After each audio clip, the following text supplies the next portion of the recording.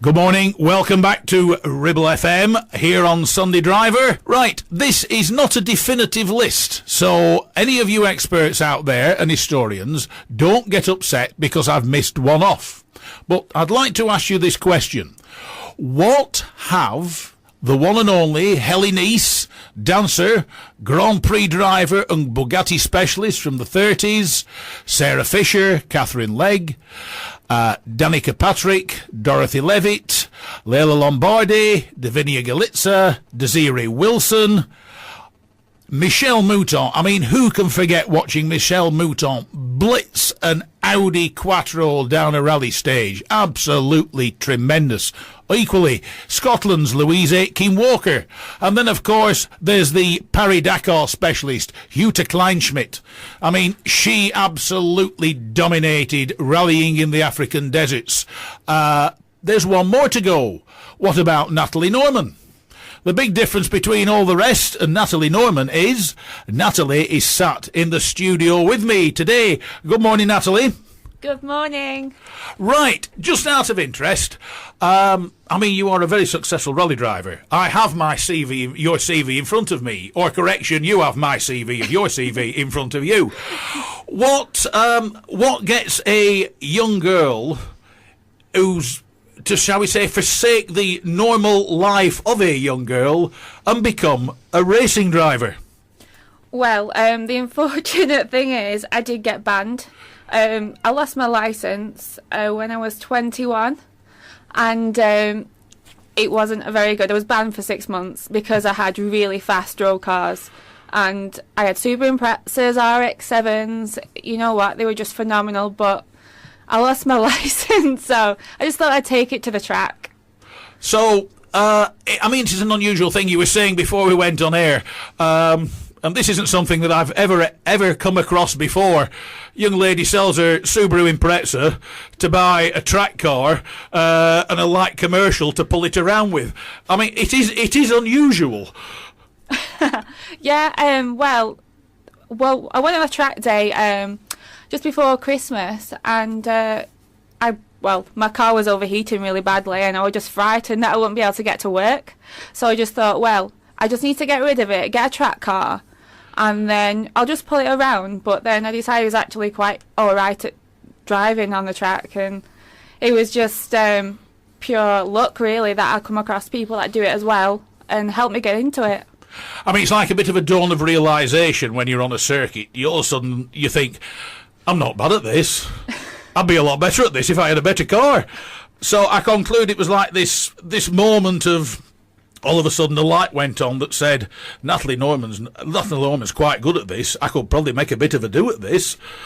I mean, how many years ago is this? When did you start? Well, I used to have an MRS, and that was one of my first cars when I was 18, and I did a hill climb at Harewood. I did a few sprints as well, and then it was just from there, really. But then I just had cars like my Impreza, which was absolutely, I do miss it now. He's called Simon. But I got my Mini. I had my first season last year. I got 2 podiums. To be honest, the Mini was really difficult because it was a challenge car, so it was just basically standard, but with everything taken out of it. And cars were running like 40 horsepower more than me, and they were about 200 kilograms lighter. But I still managed to get a podium. I got a second and a third. But yeah, it was quite exciting. So last year was your first full season? Yeah. So, but from what I can gather, you've moved on now. I mean, you appear to have forsaken the pink Mini, and we're shifting into Honda Integras, are we not? Yeah, it's a Honda Integra DC2. It is actually fitted with 2.2 Honda Accord engine Type R. So it's running about 275 horsepower, and it's actually almost 200 kilograms lighter than my Mini was. So it's quite... I took it out last night, and it's just unbelievable. So where did you take it out? I mean, is this thing road legal? I had trade plates yesterday. I just needed to just test the tyres because they just needed scrubbing in. So I just thought I'd just Obviously, keeping under the speed limits.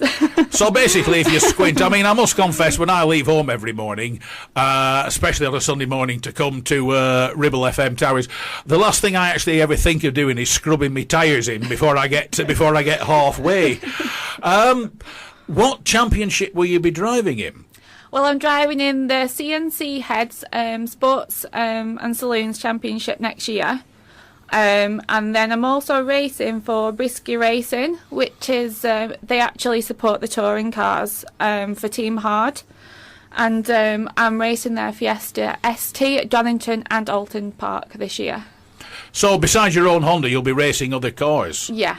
So, I mean, this is like the old-fashioned days. I mean, the one and only, and let's hope he's making a recovery, Sterling Moss. Drivers used to go to circuits, and that's how they made their wages. They'd drive this team's car in this race, that team's car in that race. They could end up driving in 3 or 4 races per afternoon or per day, always in different cars, sports cars, single-seaters. So are you bringing back the good old days of the journeyman driver, where you turn up and if somebody's wagging a big enough wallet around, you'll hop in his car and blast it round for him? I wish they did actually pay me to do that, but unfortunately I need my sponsors to help me do that. Ribble FM. This is Ribble FM. Good morning, welcome back to Sunday Drive with me, Mark Stone, here on Ribble FM 106.7 FM. Right, we're back with Natalie Norman. I will say, it's probably for a Sunday morning at this time, this is probably the most glamorous racing driver I've seen for a long time. Now, one of the things we were saying before we took a break, how do you get into motor racing? I mean, you don't just get up one morning and say, I'm going to take up motor racing. There's a lot more to it than that. How did you start? Well, it was just pure car enthusiasm. It's just from seeing the Fast and Furious when you was at school and things like that. Everything's just phenomenal what they do. But there is one person that is actually my idol, and I learned a lot about her in school, and it is Helenice. And it's just fortunate that my dad decided to get a car that was very similar to hers, and he let me drive it at Townley, and it was just my dream. And seeing a woman who was a model and who could drive like that, it was just my idol. I wanted to be her when I was younger. I mean, that's one thing. Helenice was a model, a dancer, Grand Prix driver, Bugatti specialist. In a roundabout way, you're following in her footsteps because you do modelling. You are a grid girl. Yeah. I am for touring cars. You know what? There's the best seat in the house. I advise everybody to do it. If you wonder what a grid girl is, she's the one that stands in front of the car, looks exceedingly pretty, given the average ugliness of most male racing drivers, and has a sign in her hands that tells everybody who it is that sat in the car beneath the helmet. But to take it up, I mean, what were your first steps to take up? Who did you go and see? Well, it was the leader of Team Hard, and it was Tony, and I actually did asked to how much it costs to be a touring car driver, because that is where I'd rather be, is actually in the car rather than standing in front of it. But then he just said, look, you can come and just do it at Knockhill at Scotland. I did, and I really enjoyed it, but I've also been talking to him about, he has a few racing teams. He does GT4 as well, and that's where I want to be rather than touring cars. I mean, it must be quite worrying when shall we say, somebody sat in their British touring car on the grid. The grid girl in front of them turns around, walks up to him and says, by the way, you're getting Lodge Corner wrong. You need to be doing this at Stowe. You're just not getting... You wonder why you sat back here on the grid. This is the reason why. I mean, you'll be the only one, really, won't you, that, shall we say, stands on the grid and sits on the grid.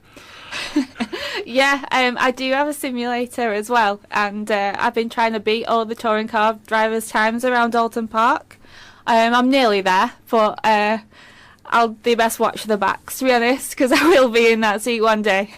But the first thing you've got to do, of course, is apply for and get your racing licence. How do you exactly do this? Well, you have to go through your ARDs. You do need to go through a test, which you do need a written test, and you do a few laps around Alton Park, or well, I did mine at Alton Park. And just to prove you're safe enough to be on the track, as it is a dangerous sport, like, you have to wear fireproof. Everything's Nomex, even your boots, from your socks to your, like, you have Nomex underwear as well. And it's very dangerous, but you're strapped in and it's safe once you're in there. But it is, once you crash, it's sometimes you can walk away, but sometimes you can't. I mean, the one thing about Nomex is what racing drivers refer to as their Nomex are the overalls you see them wearing, from Formula One guys all the way down to those starting out. This stuff is, what I will say is, it's very cosy to wear on hot days. It definitely keeps you cosy. Somebody said, how do you go to the toilet? Because when I used to do it, I used to have, shall we say, a large volume of water inside with me, if at all possible. You don't go. The sweat just pours out of you, because they always say it's men that sweat, ladies perspire or glisten. Probably, given what you do, the modelling and everything, so when you get out of a car, you'll need to go and disappear and just do your hair, etc., before everybody sees you, because you're not a pretty sight when you get out of a car, are you? No, my hair, it's like I've got out of the shower.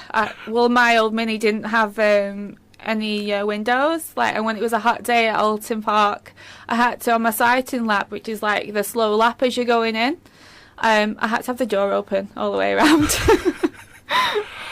What do your friends have to say about this? I mean, or are you like a lot of people who race, your friends are within the world of motor racing? I have very supportive friends. Like, one of my friends drives me to the track, because I can't drive. I don't have a towing licence, but he takes me everywhere, so it is. And I've known him for years as well, so it's really good that everyone's on my side. But I have had people that aren't, and it does stop you, but you've just not got to give up, really. I mean, I said it the other week talking to somebody, and I'll say it again. When you're racing, it isn't gender specific. I mean, there are clubs and organisations for lady rally drivers and lady racing drivers, but when you're in the car and you are, as the saying goes, trading paint, it's the car next to you, there's a driver behind its wheel wearing the same type of overalls that you are, wearing the same type of helmet, and you want to be in that corner before they are, and they want to be in that corner before you are, and the gender of the driver doesn't come into it. Do you find that some drivers are more aggressive towards you? Do you find some give way? Because I'll be quite honest, if I had a lady racing driver next to me, I didn't bother giving way. Yeah, especially on track days, you get the track day heroes as well, that they see a girl in a pink Mini and assume that she can't drive. I've actually got a video on YouTube where I'm overtaking a Lotus Elise who was actually teasing me before, saying how many times he could lap me. So I was waving to him on my GoPro as I was driving past him. Right, here we are, back on Ribble FM for the second of the 2 hours. We're on until 1 o'clock, and then I'm sad to say I go home and somebody else takes over. Now, we're joined once again by Natalie Norman. Natalie, if people want to watch you race, where do they go and watch you at the moment? I mean, where does your new series take you, circuit-wise, this year? Well, my first race is in March. It's on the 18th, and it's at Alton Park, so it's quite local. I also do like test days and track days, like I'm on at Three Sisters at the end of the month, and I'm also going to be on the 11th of Feb as well at Alton Park. Feel free to come along. I will take you out in the car if you want to experience a woman driver. And the other thing is, you're a member of an organisation that is there to encourage and promote lady racing drivers, how to get into it. What's it called again? It's Motorsport Woman. What it does, there's a few racers that race throughout the country who are women. Well, you can watch us how we do, where we are. We aim for, we're quite high, like there's a few of us that are in GT4. We'll hopefully get a sprint series of all women as well, but we're here to support obviously younger women that want to try and get into it. Well, I will be at Pendle Powerfest in May, and just to go through it really, what you need to do to get there, because I've basically done it from scratch. I've worked hard and it's just pure determination to get where I am now, but I'm not stopping yet. I mean, absolutely unreserved, blatant, barefaced plug for Pendle Powerfest, since I'll be there, Ribble FM and Sunday Driver will be there. So will your cars be there for people to look at? Yeah, hopefully I'll have my go-kart as well, and my Integra there. Obviously we can't drive round, but I'd love to. They need to have a track there now. And if anybody wants to follow you, I mean, how do they follow you? I conclude you'll have social media and Instagram and things like that. How do people follow Natalie Norman? Well, I do have an Instagram, and also through Facebook, but we're also doing a bit of a blog as well through Motorsport Woman. It is just follow Natalie Bella Racing and you should get me, and hopefully I can give some advice. Just message me if you need anything. So, according to this bit of paper I've just been handed, like they do in all the best newsrooms, Facebook is Natalie Victoria Norman, and Instagram is at Natalie Bell Racing. Once again, that's Natalie Victoria Norman for Facebook and at Natalie Bell Racing for Instagram. From what I can gather, if for any reason you were taken off Instagram might as well pack up. You've got the most phenomenal, incredible number of followers. I mean, it says something for what you've done and for what you've achieved to have. I mean, people don't just follow people because it strikes them as a good idea. They follow them because there's a good reason. And from what I can see, we've got one of England's rising motor racing stars here, irrespective of whether it's male or female. So, I mean, this year they'll be able to follow you at various circuits, follow you on Instagram. Besides the Pendle Powerfest show, you were saying, I know it's 12 months off, you're going to be at the Autosport show in 2018. Yeah, hopefully our organisation, we will be having a stand at Autosport. So we will be able to give advice on how to get where we are and help you get where you are. Right, Natalie Norman, thank you very much. And the other thing that'll help you spot Natalie is this season when she's racing her Integra, you will find it blasting past you at great speed, probably into the lead and onto the podium, carrying Ribble FM logos down the side. Natalie, thanks very much for joining me on Ribble FM, and this certainly won't be the last of your appearances. Thank you for having me. Cheers, thanks Natalie, and we shall be back right after this. Ribble FM, your Valley Connection.